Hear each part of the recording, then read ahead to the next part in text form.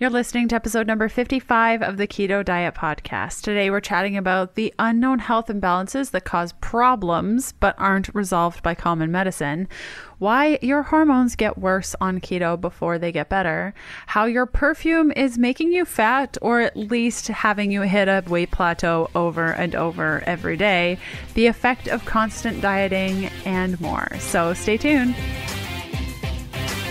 Hey, I'm Leanne from healthfulpursuit.com, and this is the Keto Diet Podcast, where we're busting through the restrictive mentality of a traditional ketogenic diet to uncover the life you crave. I've spent the last 4 months completely redoing my best-selling ketogenic program, the Keto Bundle. The Keto Bundle combines my 2 digital programs, the Keto Beginning and Fat Fueled, to provide you with clear step-by-step how-to on successfully adapting to a ketogenic diet, avoiding common ketogenic struggles, and healing your body fully and completely with a ketogenic diet. And now it's even bigger and richer with 65 additional pages, beautifully designed graphics, fully re-edited text, and a whole new easy-to-use format. Some of the updates include boosted content for supporting beginners on overcoming challenges while adapting, including how to cut out grains, reduce carbohydrates, and ditching sugar for good. Guides on how to take action for gradual change when you're not motivated. Support for adapting to keto when there are digestive issues. Expanded chapter on healing your imbalances with keto, from autoimmunity, adrenal dysfunction, neurological health, hormones, thyroid, candida, and so much more. A 6-week and 7-day practice to body positivity and intuitive eating practices made to help you connect to your body. Metric and standard weights for all meal plans, shopping lists, and recipe ingredients, as well as facts and outlines on current events affecting the ketogenic community, and so much more. Head to healthfulpursuit.com/bundle to get the Keto Bundle for 10% off with the coupon code PODCAST at checkout. This offer is only available to podcast listeners and will expire on October 31st. Again, that's healthfulpursuit.com/bundle and the coupon code PODCAST for 10% off.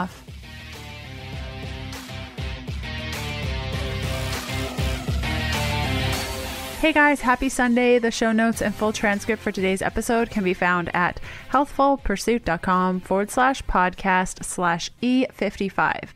In those show notes, we will have links to the supplements that we chatted about and additional episodes you can listen to if you enjoyed today's podcast. The transcript is added to the post about 3 to 5 days following the initial air date of this episode. So again, the show notes are at healthfulpursuit.com/podcast/E55. And let's hear from one of our awesome partners.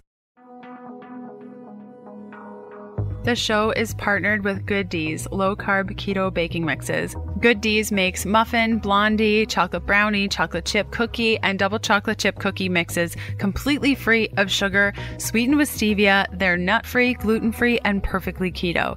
Instead of the regular almond or coconut flour, their mixes are made with ground sunflower seeds. I know, it's crazy, and it's so good. Use the coupon code KETO, all in caps, no spaces, for 20% off your order at healthfulpursuit.com/mix. Unsure of the link? Simply check out the show notes of today's episode to get all of the details. If you have an idea for a podcast episode or you want to submit praise over and above the review, which you can leave by going to healthfulpursuit.com/review, you can reach me at info@ketodietpodcast.com. Those reviews are like gold to our podcast. Anytime you submit a review, more people will find the show, more people will be benefited from keto, and everyone wins. We have one announcement today, and that is that I recently relaunched my program, the Keto Bundle, and it's better than ever. I spent the entire summer and a lot of the fall completely rewriting my 2 best-selling programs, the Keto Beginning and Fat Fueled. They're completely redesigned, a bunch of new content, completely rewritten, and I'm really excited to share it with you. As you heard in the intro for today's podcast, I am offering you all 10% off the Keto Bundle from now through to October 31st, 2017 with the coupon code PODCAST at healthfulpursuit.com/bundle. So when you go to healthfulpursuit.com/bundle and you enter in that 10% coupon code, you're going to receive the Keto Beginning and Fat Fueled, 2 of my programs bundled together to give you a total saving of over 30%. So that's a complete win. Today's podcast guest, her name is Allie Miller. She's an integrative functional medicine practitioner with a background in naturopathic medicine. She is a registered and licensed dietitian, certified diabetes educator, certified weight management specialist, recognized leader, speaker, educator, and advocate in her field while maintaining a full-time clinic, Naturally Nourished. Allie has a passion to create awareness regarding the significant role diet plays in our overall health and believes everything we put in our body can contribute toward optimal health, or her food as medicine philosophy is supported by up-to-date scientific research for a functional millions through media with weekly television segments, corporate outreach, and within the medical community. Allie is just the coolest human. I can't wait to share her work with you. Definitely head on over to her website, alliemillerrd.com. She is so wonderful at explaining things on a level that we can all understand, and also encouraging us to listen to our bodies and just be kinder humans to ourselves. So without further ado, let's cut over to the interview.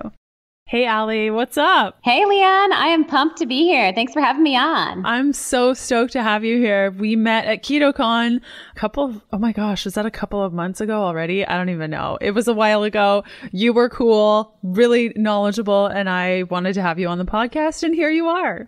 Here I am, manifestation. I love it. For listeners that may not be familiar with your work, why don't you start off by telling us a little bit about what you do?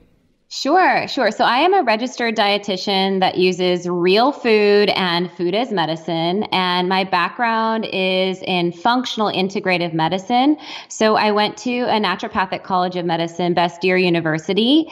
And I determined from a mentor when I was going through the process of becoming a recovering vegan and all of the fun stuff that many of us have done, I determined that I wanted to go the RD route instead of the ND route. So I could kind of put one foot on each bank of the river. So I practice more integrative functional medicine, but I'm able to speak to the conventional allopathic field and world as well. I love that. And would you say with your work that because you're seeing both sides, that you can really be a detective in what bodies are saying and what things mean?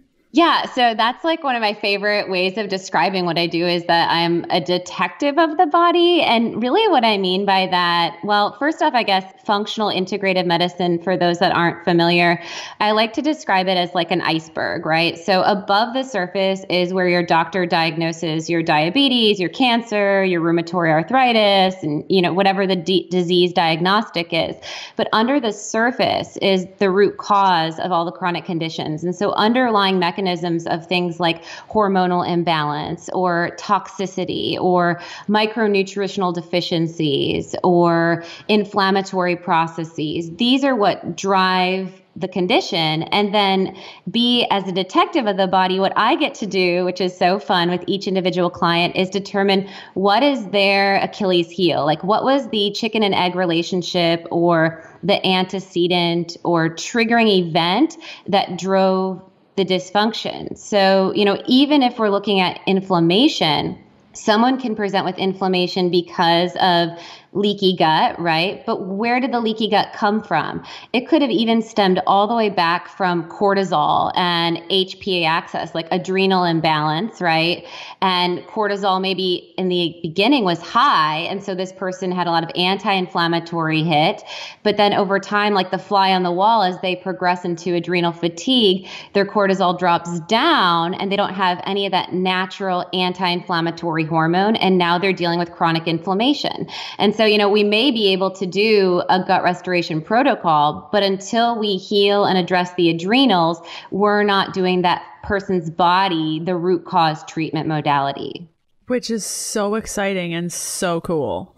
Right? Well, yeah, because like even in natural medicine, I think any medicine can get sexy, and so it's like, I can't tell you how many clients come to me that are like, oh, I'm doing a gut protocol. And that's great. Again, but it's like, it's just an algorithm if it's just an algorithm. And so we have to make things individualized and speak to each individual's level of dysfunction and their driving causes of dysfunction beyond just regulating the dysfunction itself. Yeah. And That work is so necessary, like massively necessary, as I'm sure you know. But I think oftentimes we just look, and the analogy of the iceberg is so perfect. We just look at what's on top of the water and we rarely go deeper into like what caused this problem. So looking at the entire iceberg, where does keto fall into that? Yeah, so I pair the ketogenic diet. I've been practicing ketosis therapeutically with my clinic since, let's see, goodness gracious, what year are we in? 2009. And so the ketosis diet, being any high-fat, low-carb diet, is going to help with hormonal imbalance. So things like PCOS. Often when we're talking about PCOS, there is a stress hormone influence, but there's also a very significant insulin response. And that's why a lot of doctors in the fertility world will preemptively put a patient on metformin, right? Or a medication that's a diabetic medication to try to help with the insulin resistance. But keto diet can absolutely do that on its own.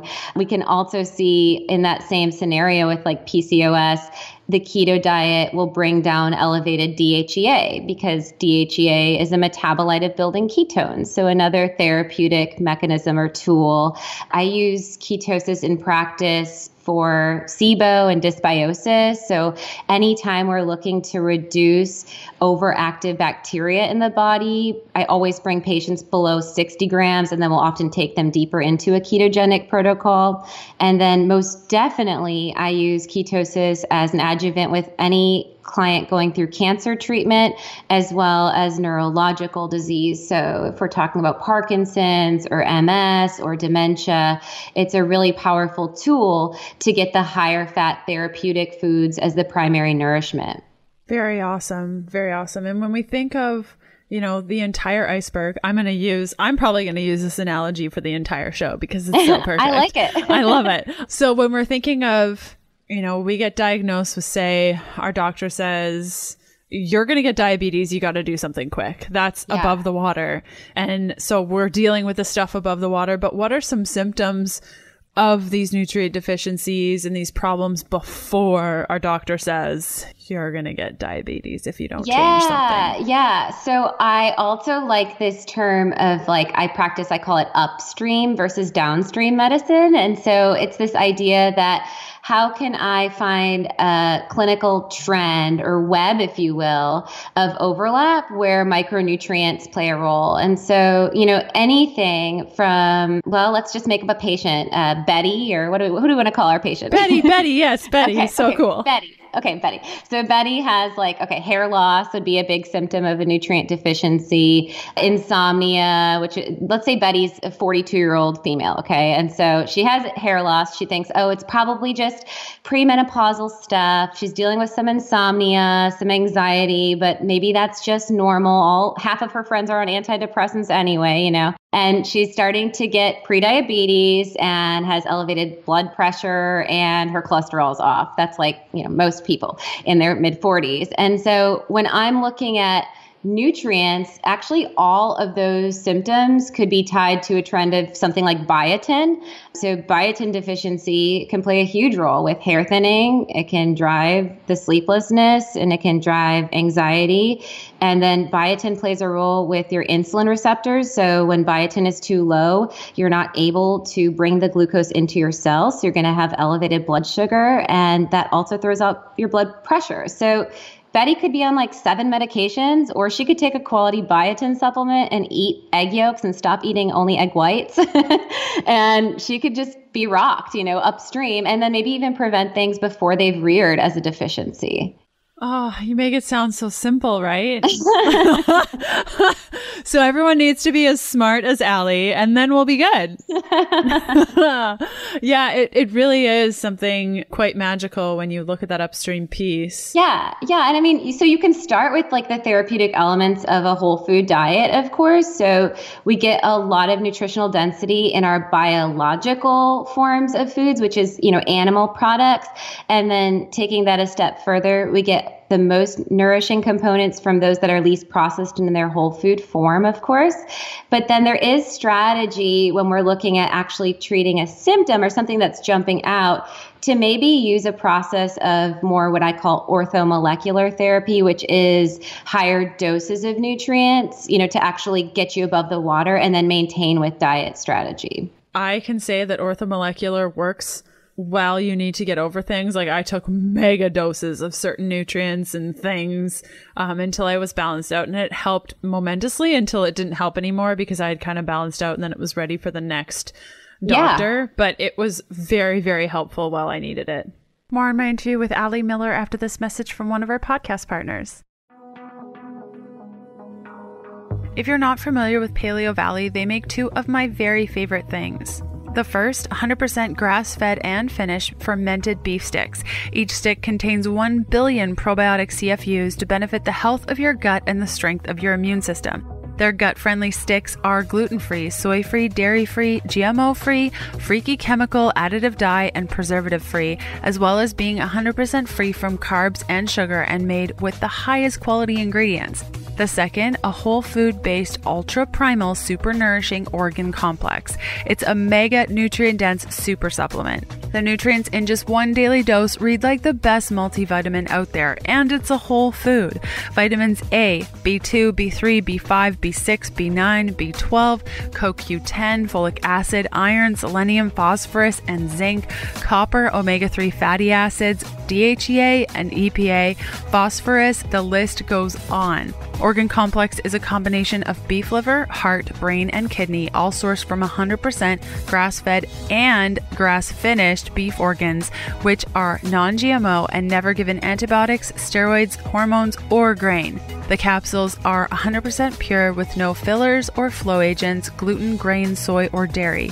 Now you can shop all things Paleo Valley, load up your cart, and apply a super sweet coupon code on everything in your cart. Take advantage of this offer by going to paleovalley.com/keto20, fill up your cart, and enter the coupon code KETO20, that's KETO20 at checkout to apply a 20% off discount on your entire purchase. Unsure of the link? Simply check out the show notes of today's episode to get all of the details. So what is the role of food intolerances in these sorts of treatments? Because say Betty, her hair is falling out, things are happening. When do you start looking at food as needing to be changed because it's actually affecting a human? Yeah. So in my intake, when I'm like in that detective role, I spend 90 minutes with a client in my first consultation. And during that time, I probably spend 15 to 20 minutes, depending on how much action there is, just talking about digestion. And I ask questions like, if we're talking about distension and bloating, does it progress throughout the day or would it be intermittent? Because that's going to help me to rule out if the bloating progresses throughout the day, that's probably your belly trying to brew beer or bake bread, right? And so there's this actual fermentation that as you eat, your biome or bacteria eats what you've been eating, and you get that methane and carbon dioxide release. But bloating can also be a symptom of a food intolerance, and that's more when it's irregular. And that's often because there's like an osmotic or water flushing. So, it could be Susie or Betty, whoever, right? So someone has an intolerance to lettuce. And I've seen this clinically when I'm looking at food inflammatory panels.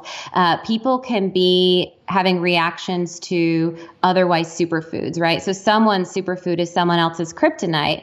And one of the symptoms we can see is irregular bloating, like where they call it like a food baby, and they just get this significant swelling.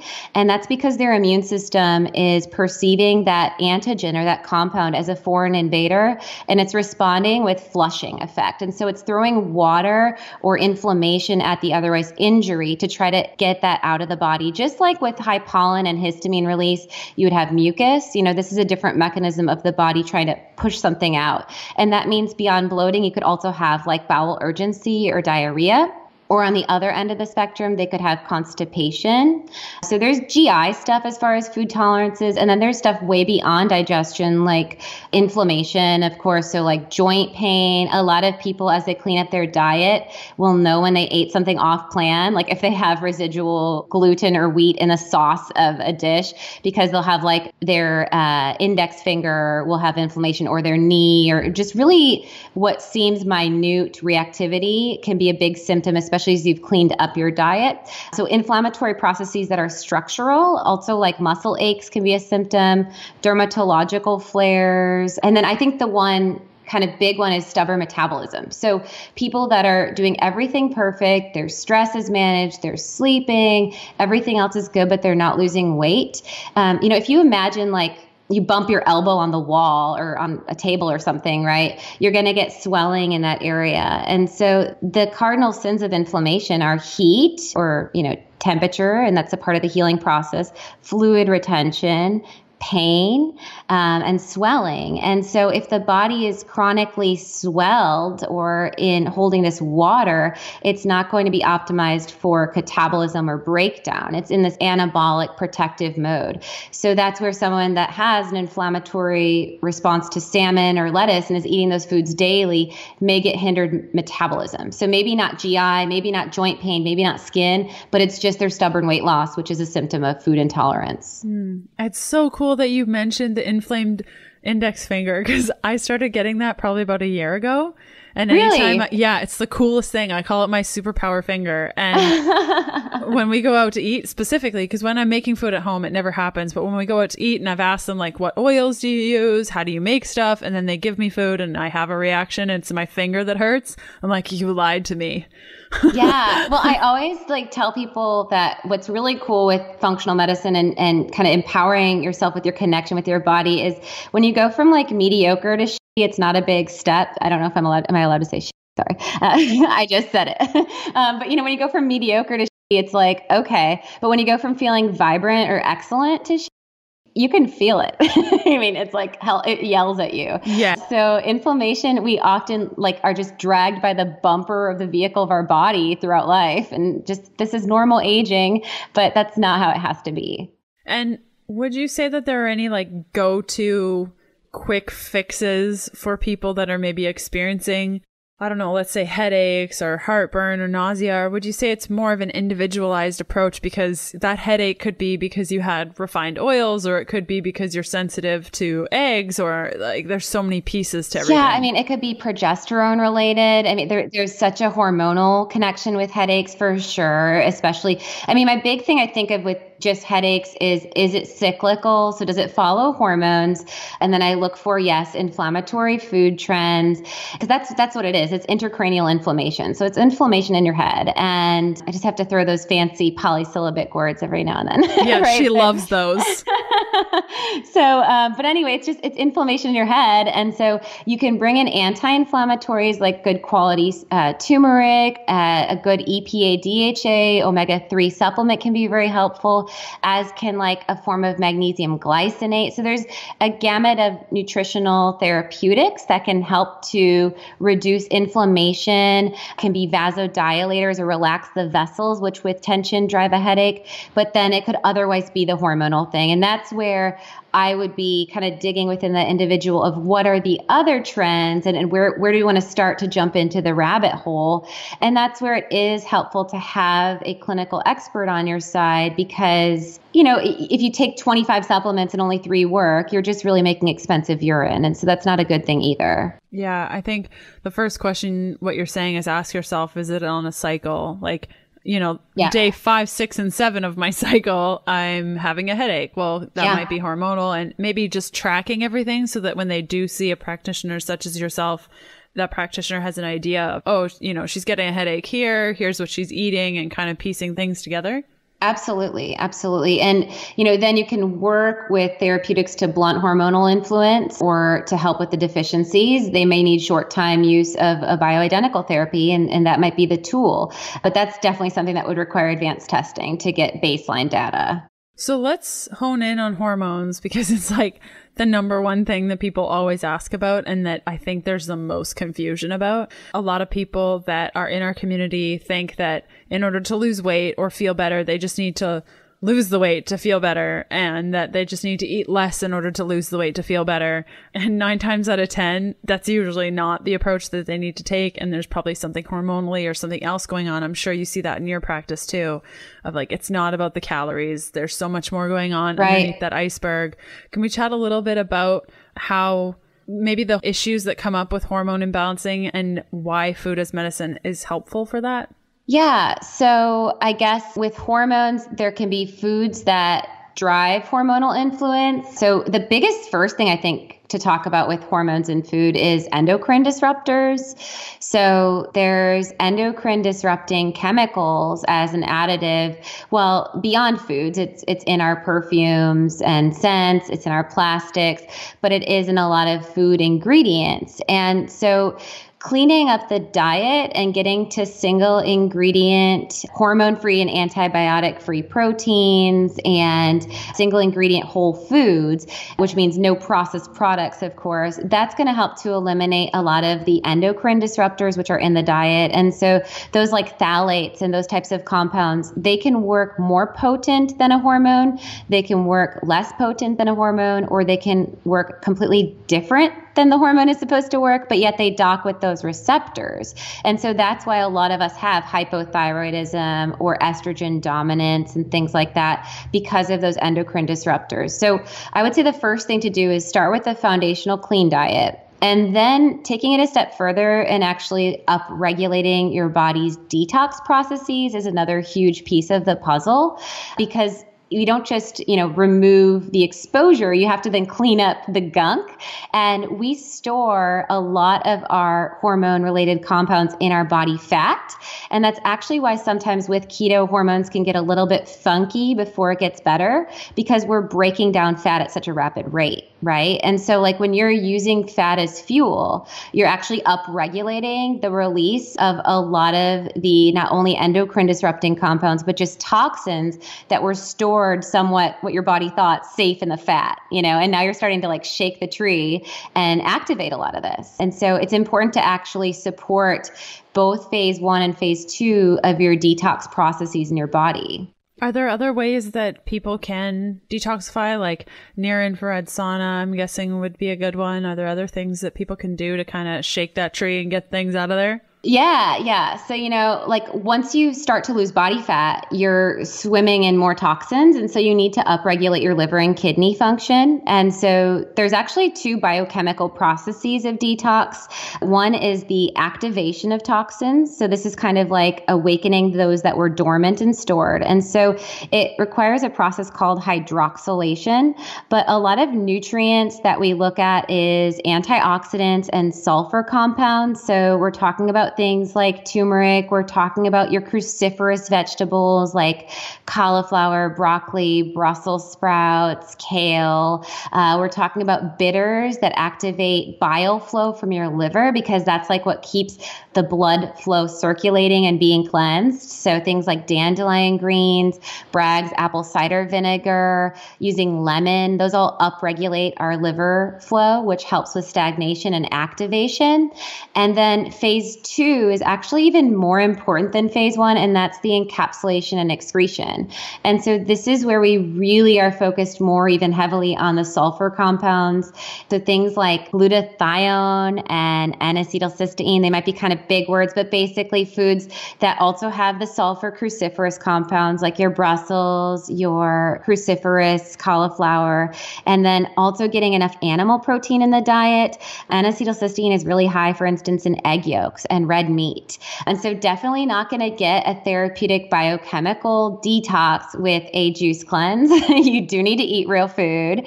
And I do recommend to do a detox therapeutically with supplements about quarterly, especially if you're on an active body fat loss, so that you do kind of change the oil in your tank of your body, if you will.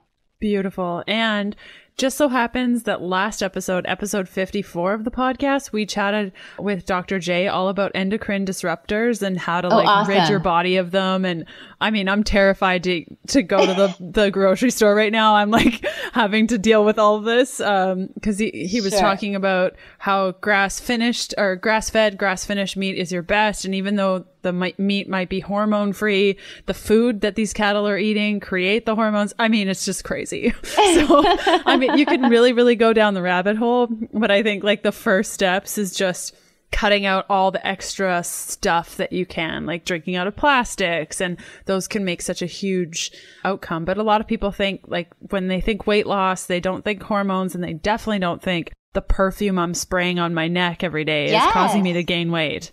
Yeah, it's wild. I work with a lot of women that work in the cosmetic field, and so that's their job, and they're constantly exposed. And so I have them all on my cellular antiox because it's a high glutathione, and that helps with respiratory antioxidant distress. And it's like, you guys are just breathing this stuff in. You need to take this.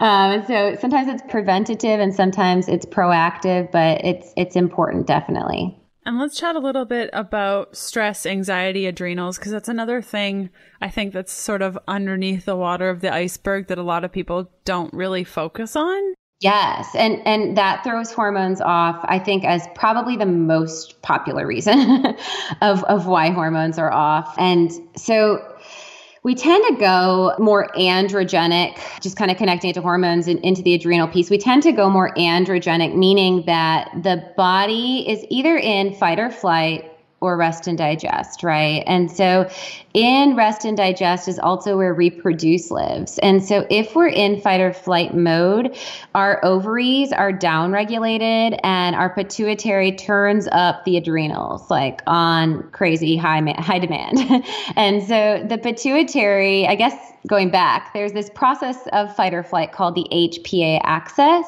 And so this is the hypothalamus and pituitary, which are both in the brain, and then the adrenals, which sit above our kidneys. And when we're talking about anxiety and or adrenal fatigue, we're usually looking at an imbalance on the piece of the adrenal, but it could be any of the pieces of that HPA axis. So starting with our hypothalamus, I mean, we get hypothalamic dysfunction from caloric over-restriction, which happens a lot, right? With like the dieting mentality, having a difficult time regulating satiety or what is satisfaction. Hypothalamic dysfunction can be seen in circadian rhythms that are off, so sleep cycles being thrown off. And then our hypothalamus makes our thyroid releasing hormones, so it's already intimately hitting our metabolism. And then the pituitary is like the control center that decides, again, whether we're going into the rest and reproduce ovarian sexual hormone production of progesterone, estrogen, or whether we're going to upregulate our adrenals.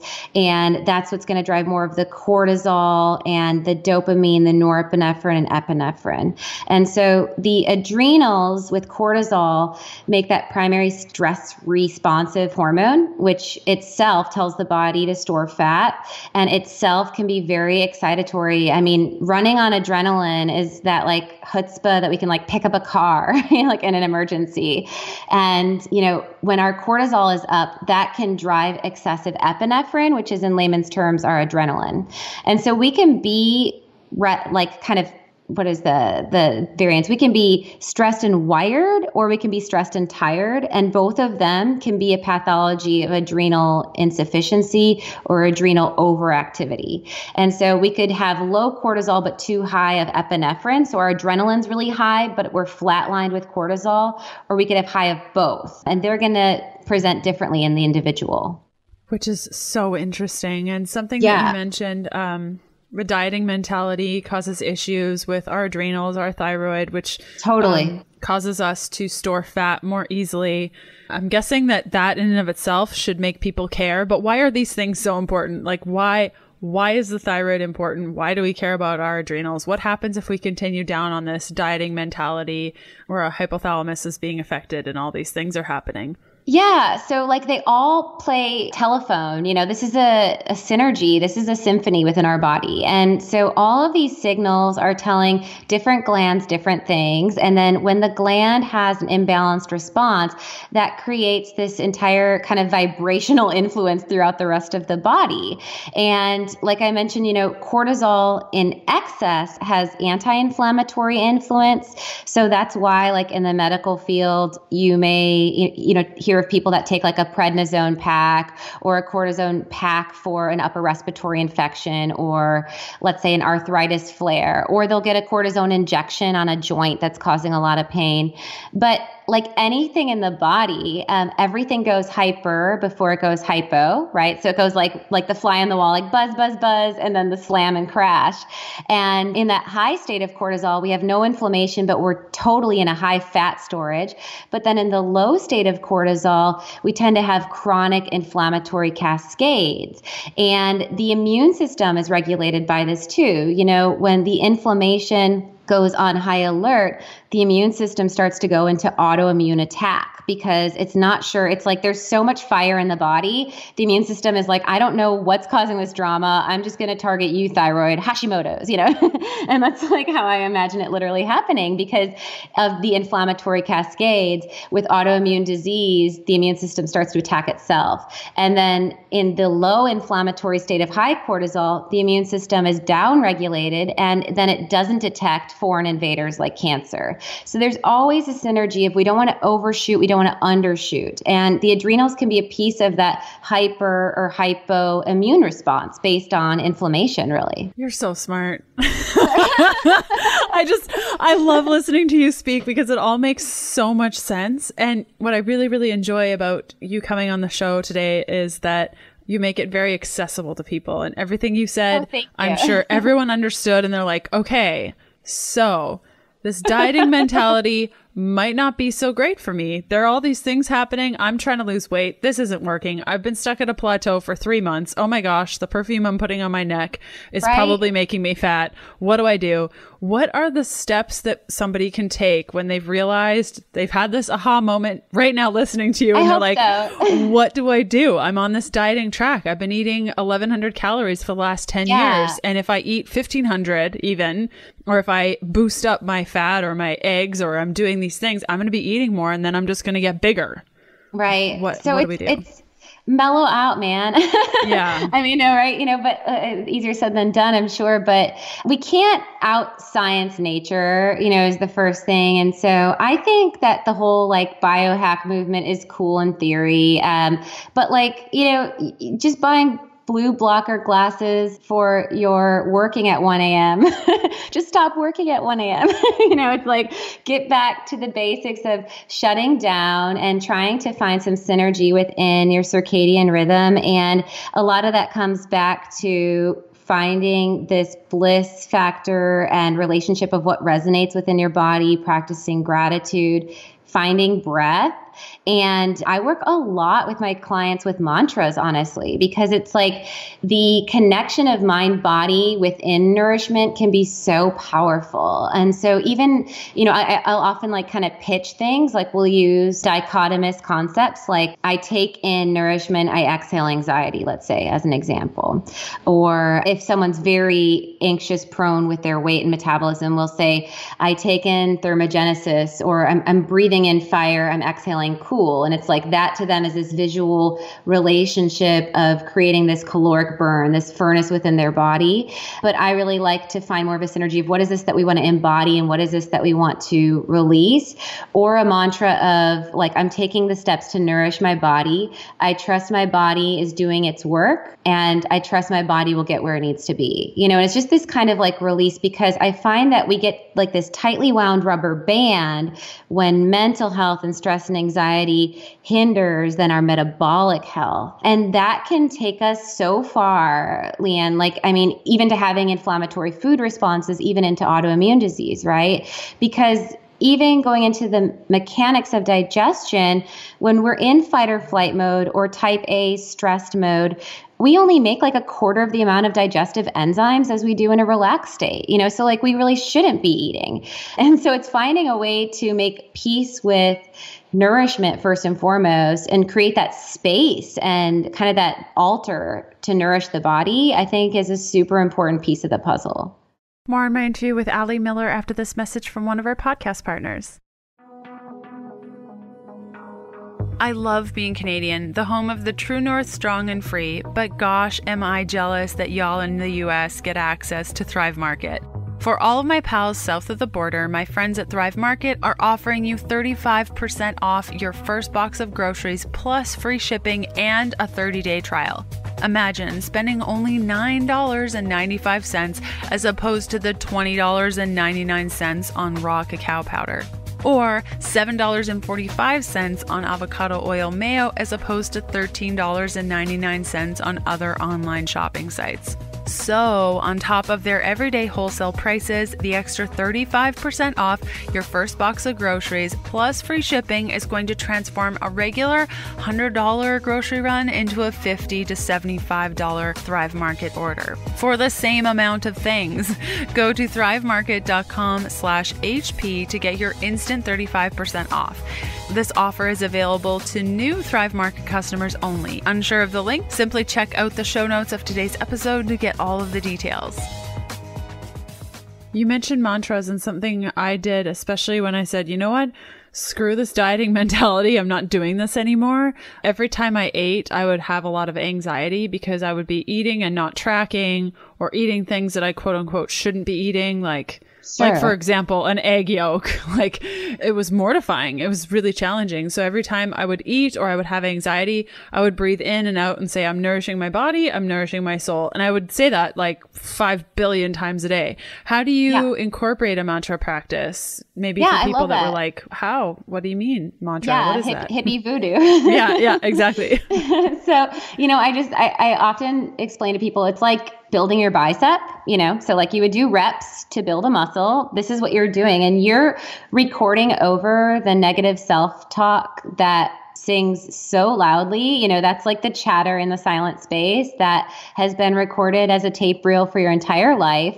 So you have to, maybe not to the level of cognitive behavior where you're like rewinding and reworking sentence structure, but you have to, with intention and purpose, include the positivity until it becomes passive, and it will feel super forced and a little bit like, I always think of Stuart Smalls from Saturday Night Live, like in the early 90s, where it was like I'm good enough, I'm smart enough, and gosh darn it, people like me in front of the mirror, but it's like, it feels silly. I always tell clients to do it out loud though, at least 5 times a day, and to try to have a ritual or time association. So I think with food works really nice because it's like every time before you sit down, and I can even get my guys that like aren't, as emotionally connected maybe, to do it when I explain the biochemical mechanics of like, okay, this is actually going to change how your vagus nerve responds. So, instead of going sympathetic, we will pull you into parasympathetic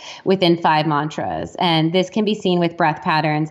And we're going to rev your digestive juices so you can absorb more of those amino acids in your grass-fed steak, right? And I think that it makes a huge difference, and people start to get outcomes with that application. And then it starts to come passive, and it's less of a job or purposeful. It's passive. The mind osmotically just like is there. And that's when you're kind of in cruise control. Amazing. I can totally say that the voodoo stuff works. The hippie stuff.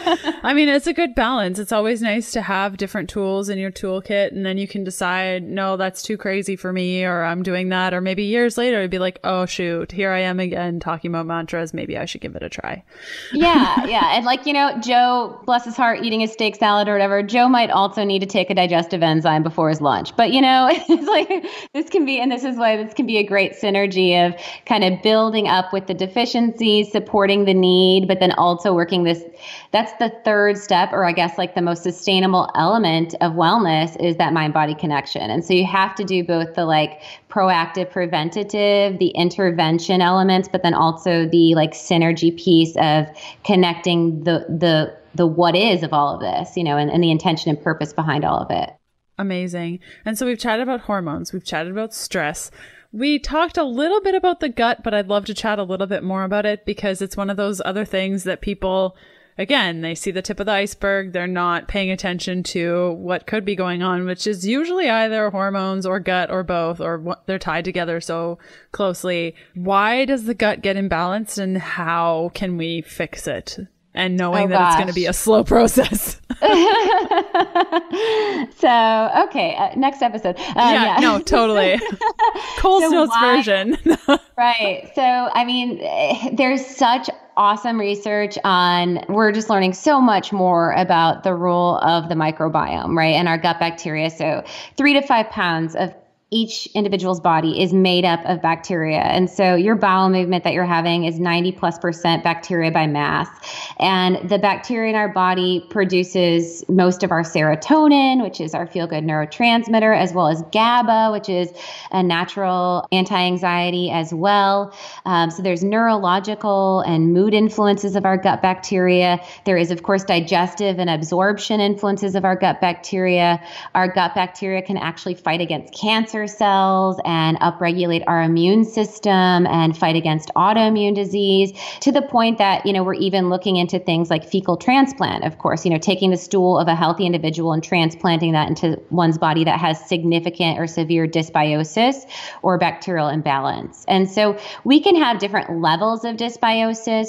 I work at my clinic. I have a Beat the Bloat. It's called Beat the Bloat ebook, and it goes through a protocol and has a Candida quiz, which goes through 30 different questions that you can talk about last time you've used antibiotics, if you've had any thrush, any bloating or distension, any other symptoms of dysbiosis. And so it kind of walks you through some of the question and answer elements of where you might be at a starting bank. And then when we're talking about the gut, we always need to remove the irritants. So we want to kind of get in there and plow the field. So a ketogenic diet or a very low carbohydrate diet can be beneficial because it removes a lot of the fermentable compounds. So based on your bacteria state, if you're eating a high fiber, high prebiotic diet, even keto-friendly foods like asparagus, artichoke, onions, some of these higher FODMAP or fermentable foods, these can drive dysbiosis or imbalance of bacteria if it's already present in the gut. So when I go through a gut protocol, I actually starve off the bacteria by reducing the prebiotics and bringing down all carbohydrates. And then I use strategic antifungal and antimicrobial compounds for like a 6-week process to basically plow the garden beds. And then just as important as the removal is the replenishment. And so we strategically will reseed or kind of pollinate, if you will, good bacteria strains. I definitely recommend as a baseline looking at like a 50-50 blend of lacto and bifidobacteria as a baseline before getting into all of these big synergy probiotic supplements that are out there, the ones that use like the soil-based organisms and have 11 plus strains. Starting with a 50-50 blend tends to be a really good step when you're dealing with gut rehab or dysbiosis, because it helps to create at least the foundational strains that are the most well-researched. And then you can use your ferments and your dietary probiotics to get more of the multi-focus. So, your kefir and your krauts and your miso and those types of foods, gut shot and other ferments. And that's going to help to further kind of pollinate. And then you want to bring in those prebiotic fibers to keep the bacteria viable and living. But that's once you've reset. Mm-hmm. Gut shots are the best. Yeah. I couldn't live without them. If people don't know what that is, correct me if I'm wrong, but the gut shot is just the sauerkraut juice, right? Yeah, That's what you're talking about? Yeah. Totally. It's so good. Farmhouse Culture started creating them, I would say maybe like a year and a half ago, because they were hearing that their customers were saving the sauerkraut juice in their jars. And they were like, well, let's just make a product. So now you can just go to the store and get sauerkraut juice. And when I'm traveling, even on book tours and signings and just everything, I always go to Whole Foods and grab a jar and I'm drinking it constantly. It's so good. Like, it just makes my belly feel so good. I love the beet ginger one. Me too.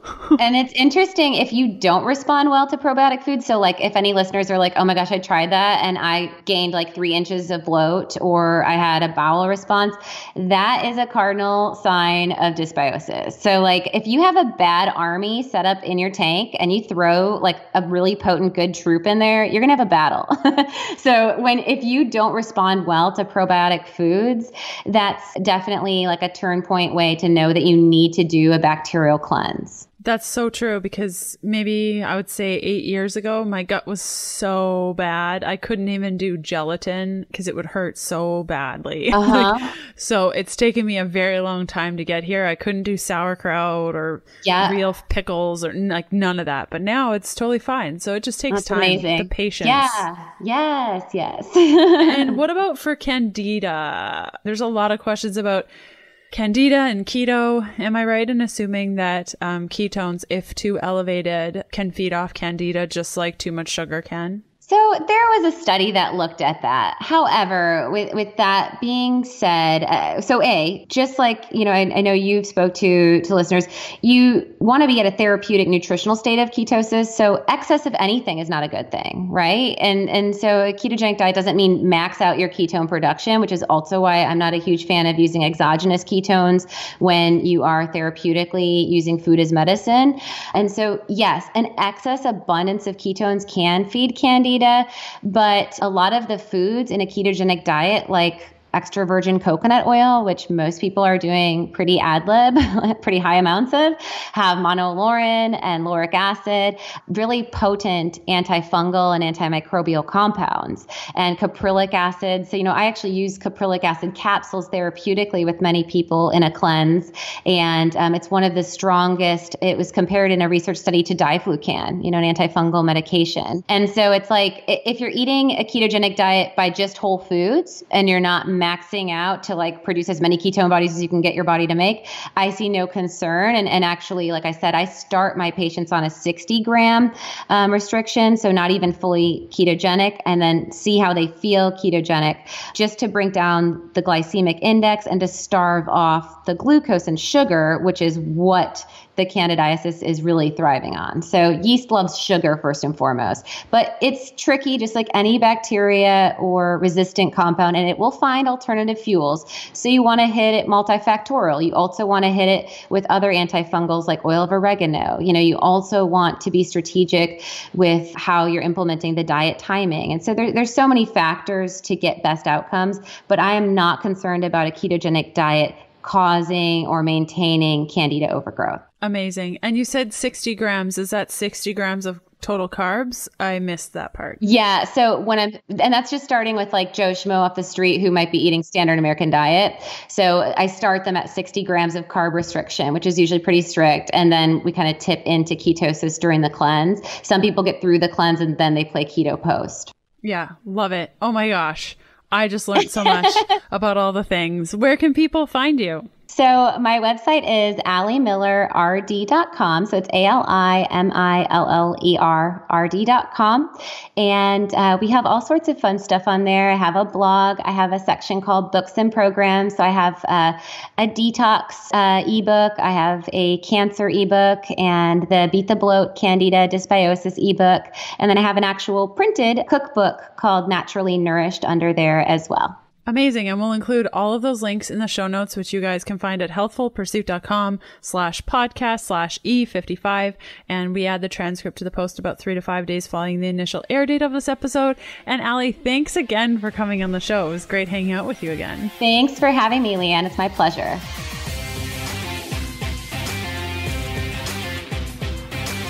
And that does it for another episode of the Keto Diet Podcast. Thanks for listening in.